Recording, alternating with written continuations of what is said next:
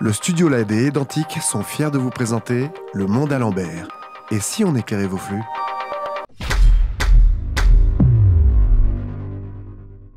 Bonjour, bienvenue dans l'émission Le Monde à l'Ambert, l'émission qui œuvre à rapprocher le monde politique de la logistique. Aujourd'hui, nous accueillons Éric Aymard, président fondateur de ID Logistique. Bonjour Éric. Bonjour.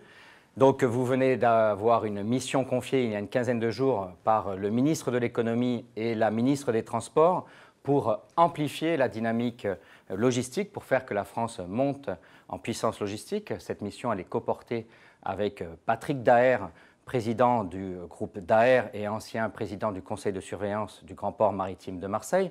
Mais avant de commencer, présentez-nous votre groupe et votre parcours.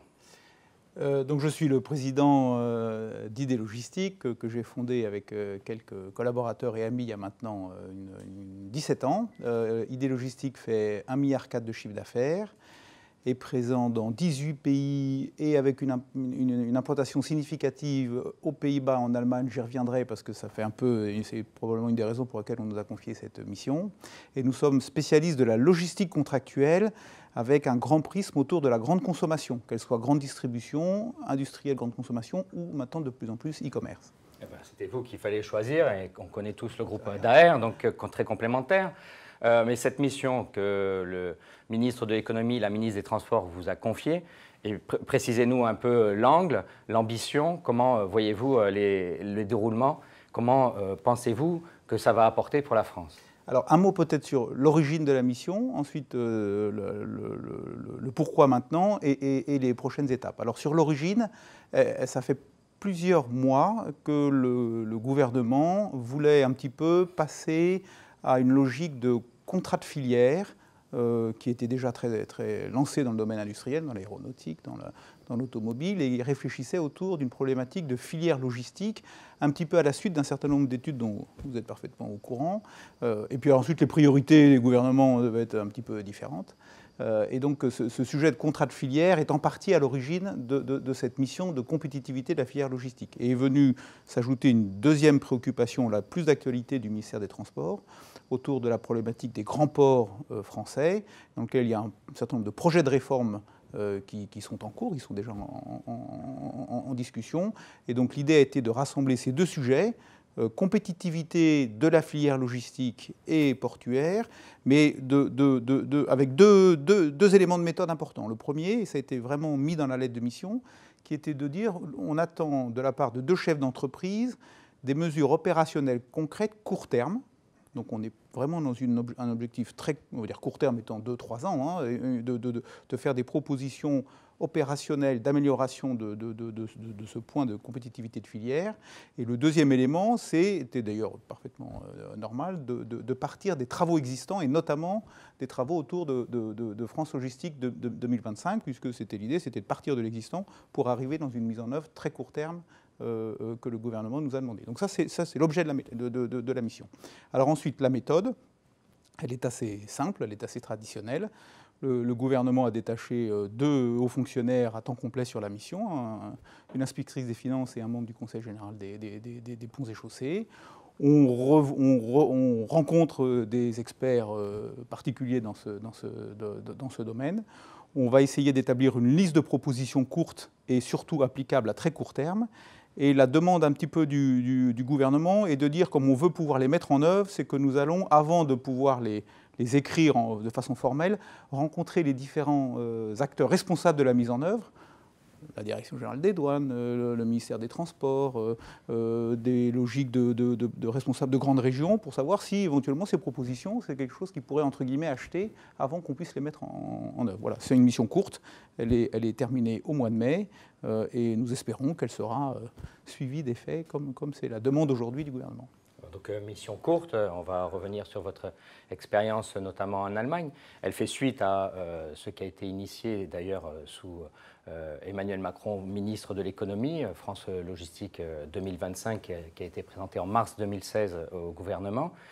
Cette mission va donc porter, comme vous l'avez expliqué, sur une deuxième dimension, c'est aussi la question de la force portuaire française, comment nous pouvons faire en sorte qu'elle puisse être un point d'appui. Mais revenons dans un premier temps sur France Logistique 2025, qui avait comme ambition notamment d'amener la France dans le top 5 de la performance logistique, le fameux indicateur de la Banque mondiale. Aujourd'hui, je crois qu'on est 16e. Je ne sais pas si cette ambition est toujours atteignable. Par contre, la volonté d'aller plus en avant, de faire remonter la France dans le classement, on a pu voir des pays comme l'Autriche réussir à remonter dans ce classement.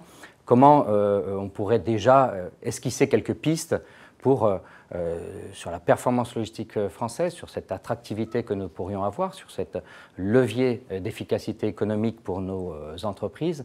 Est-ce que vous avez déjà, par votre expérience, probablement l'expérience allemande, quelques idées que vous confronterez évidemment dans le cadre de vos auditions? Alors on est, on va dire, absolument calé par rapport à ce que vous venez de dire. C'est-à-dire que la mission, on s'est donné un objectif simple, celui que vous venez de mentionner, comment faire remonter la France dans ce classement de compétitivité des filières logistiques. Alors, la première chose qu'on a faite, on a auditionné la personne en charge du classement de la Banque mondiale qui est venue nous voir à Paris, donc M. Harvis, et pour d'abord qu'on comprenne un peu comment cette étude était faite, parce qu'à travers des grands critères, de voir quels étaient les éléments qui étaient mesurés et de la façon dont étaient mesurés. Et en fait, la Banque mondiale, finalement, a synthétisé en 5 critères toute une batterie de sondages et d'analyses, et qui finalement reviennent à des questions que vous connaissez parfaitement, qui sont assez traditionnelles, qui concernent les problématiques de lead time, des problématiques de coût, des problématiques de formation et de compétences du secteur de la logistique, qui sont un point extrêmement important, des problématiques, on va dire, autour du passage portuaire. On dit souvent la douane, c'est un peu plus large que la douane, puisque c'est aussi les services de contrôle phytosanitaire, etc. Attention, c'est celui qui a la plus mauvaise note dans ces critères, pour la notation de la France, puisqu'on est, comme vous dites, entre 15 et 16e, et dans ce domaine-là, on est 20e. Et puis ensuite, toutes les problématiques d'infrastructure numérique. Donc, vous voyez, 5 critères qui sont simples. Alors, nous les prenons un par un, et nous essayons de voir, en reprenant un certain nombre d'analyses déjà faites, et surtout ce benchmark par rapport à nos grands compétiteurs qui sont notamment les Pays-Bas, l'Allemagne et la Belgique, comment on peut enclencher un certain nombre de mesures qui, pour un certain nombre d'entre elles, ont déjà été proposées, mais sur lesquelles il faut passer maintenant à la vitesse opérationnelle. Donc c'est ça notre analyse. La question, elle est simple, c'est comment remonter dans le classement, pas pour le classement en tant que tel, mais parce qu'on sait bien que c'est quand un grand compte, un grand chargeur va prendre la décision de s'implanter en France, d'y amener non seulement sa logistique, mais aussi son outil industriel, etc., finalement, il va accorder une grande part d'importance à cet élément probablement un peu subjectif, mais néanmoins, ça sera un élément clé sur est-ce que le pays dans lequel je m'implante va m'apporter cette compétitivité logistique dont j'ai besoin pour diffuser dans toute l'Europe. Voilà. Donc ce critère est important. Nous sommes en retard. Nous sommes en retard et à risque. Nous sommes en retard parce que nous sommes 16e, et nous sommes à risque parce qu'on voit de plus en plus dans ces grands comptes européens un barycentre qui, un peu naturellement, géographiquement, se déplace vers l'Est en raison de la montée en puissance des pays de l'Europe de l'Est. Donc il faut que nous réagissions rapidement. Encore une fois, ce n'est pas la donnée qui manque et ni les études de fond qui ont déjà été faites. Ce qui manque aujourd'hui, c'est des décisions concrètes, rapides, et c'est, je crois, pour ça que le gouvernement nous a proposé de faire cette étude rapide, et encore une fois, plutôt avec 2 entreprises qui vont se focaliser sur, quelque part, le client final. Notre sujet, c'est que le client final doit pouvoir demain, si nous arrivons à mener à bien notre mission et si on suit, doit pouvoir demain davantage choisir la France comme terre d'implantation logistique.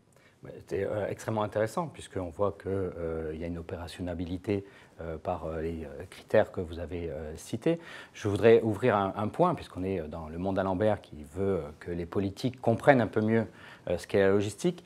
De ce côté-là, quelle est votre perception des politiques? Comprendre que la logistique, c'est peut-être un peu plus que stocker ou déplacer d'un point A à un point B par un mode ou un autre, que ça enclenche d'autres dimensions. Quelle serait aussi la capacité, à travers votre mission, de créer plus d'appropriation sur la question logistique? C'est encore une fois sans envoyer des... Mais c'est un sujet absolument central. C'est-à-dire qu'en dehors des éléments techniques, la douane, le lead time, etc., encore une fois, simplement quand on compare notre situation en France par rapport à des grands pays, on a un métier qui n'est pas compris dans sa globalité.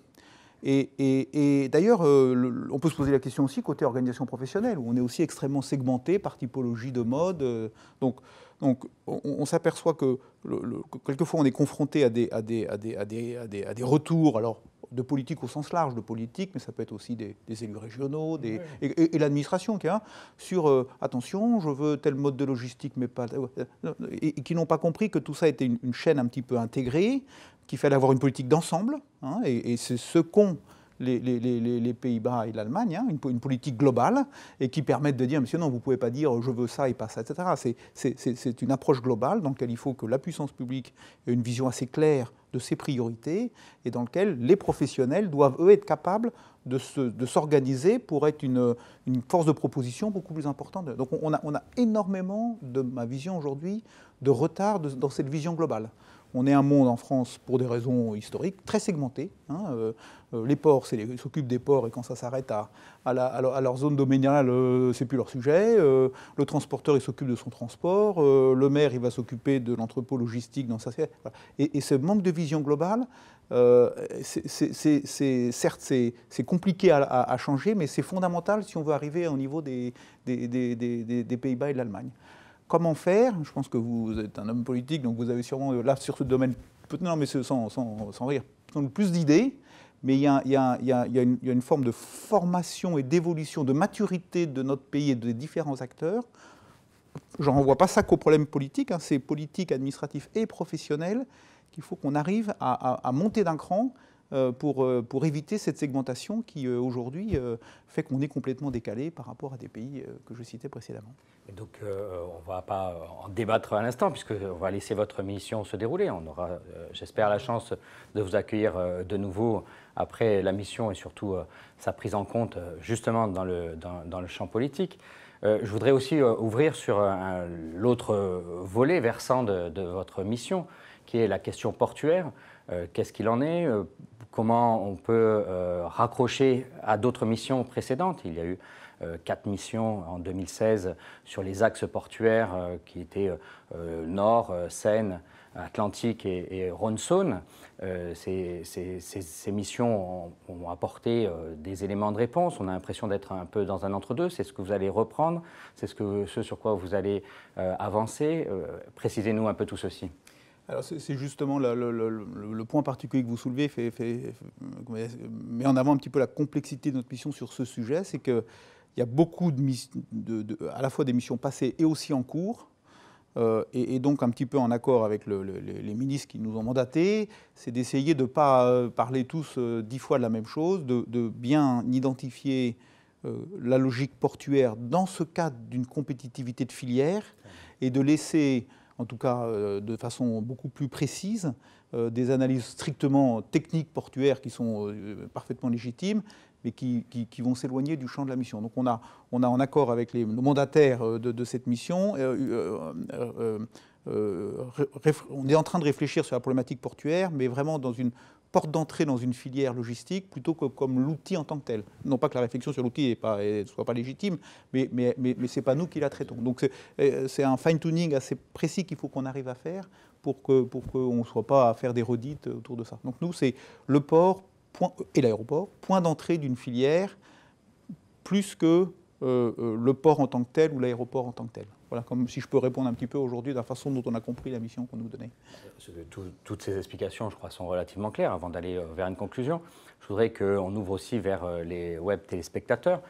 Qu'est-ce qu'ils peuvent apporter? Comment on peut collectivement participer? Parce que je crois que tous ceux qui sont derrière cette émission et qui sont sur Supply Chain Village ont la volonté de nous donner plus d'efficacité dans notre performance globale et a fortiori, ça devient une performance individuelle. Qu'est-ce que vous pourriez indiquer? Comment vous voyez les choses? La mission est très courte. Y a-t-il possibilité d'une manière ou d'une autre d'y participer? Qu'est-ce qui est prévu? Quels sont les moyens que l'État met à disposition? Alors, il y a deux étapes. Il y a la mission en tant que telle, où on a déjà pris rendez-vous avec le président de la SLOC, des grandes associations, pour justement qu'ils puissent nous aider dans cette mission et dans cette approche. Et Agora Village est bienvenue dans cette rencontre. C'est vraiment on a besoin d'avoir leur input en termes de réflexion. Alors ça, c'est l'étape 1. Après, je pense qu'il y aura probablement une étape 2, qui est plutôt d'essayer et ça sera vraiment un effort nouveau pour tous, c'est d'arriver à essayer de partager des objectifs communs. C'est-à-dire que, encore une fois, quand on compare les Allemands, les Hollandais et les Français, on n'a pas forcément... Alors il y a une multitude d'associations, parce que les intérêts sont différents, ça c'est vrai, mais on a l'impression, tout ça demande de notre part être approfondi et creusé, qu'il y a une capacité de se mettre à peu près d'accord sur des objectifs partagés. Et ça sera une deuxième étape, si encore une fois cette approche est retenue par tout le monde, ça sera d'arriver à trouver les moyens, que je n'ai pas là encore en tête, pour arriver à ce que le monde de la supply chain, quelque part, ait une vision partagée sur des grands objectifs. Avec les politiques en voilà, mais si déjà nous, le monde, on l'a, les politiques, ils nous suivront. Vous savez, le politique, c'est une matière, quoi, je sais pas, oui, c'est une matière, c'est du boulgum. Ça, si la profession, elle sait ce qu'elle veut, l'homme politique, du moment que ça respecte les intérêts, il va forcément l'intérêt. Donc nous, quelque part, ne renvoyons pas aux politiques des choses que nous sommes capables de faire. Très intéressant. Voilà, vous voyez, c'est cette démarche-là. Et ça, je pense que ça sera une deuxième étape qui sera intéressante et on aura besoin de l'aide de tout le monde pour arriver à franchir cette étape. Mais pour moi, elle est cruciale. Faire monter la logistique d'un cran en France à un niveau comparable, etc., ce n'est pas que des mesures techniques, c'est aussi la capacité d'une profession d'être claire sur ses objectifs, sur ses grands objectifs. Ouais, très bien. Nous nous dirigeons, je pense, vers la fin de cette émission. Merci encore, Éric Aymard, pour cette présentation. Je crois qu'on a eu le temps de poser les éléments de votre mission, de vous souhaiter surtout bon courage parce que le délai est extrêmement court. L'ambition, nous la portons tous, c'est d'avoir une performance logistique critérisée par la Banque mondiale meilleure pour la France, parce que ça donnera à la France, mais surtout ça donnera à nos acteurs économiques, ça donnera à notre économie plus d'efficacité, plus d'attractivité. La précédente émission était avec Laurent Livolzi sur la logistique, une affaire d'État. Nous avions conclu en mettant un point d'exclamation à la fin en termes d'affirmation. Aujourd'hui, vous en êtes quelque part une sorte de concrétisation. Oui, c'est une affaire d'État sur laquelle le gouvernement vous a saisi. Avec Patrick Daher, nous vous souhaitons bonne chance et nous nous retrouverons, je pense, après votre mission. Et puis que chaque web téléspectateur n'hésite pas à participer par tous les moyens disponibles, notamment sur Supply Chain Village, à donner quelques éléments. On va être clair, vous ne pourrez pas tout embrasser du premier coup, mais vous l'avez dit, la profession doit arriver à définir ses propres objectifs. Le politique sera derrière ces objectifs pour concrétiser tout ceci. Je vous remercie beaucoup encore, Éric Aymard. Merci à vous tous et vous toutes et à très bientôt sur Supply Chain Village dans Le Monde à Lambert. Merci. Le studio LED et Edentic vous ont présenté Le Monde à Lambert. Et si on éclairait vos flux ?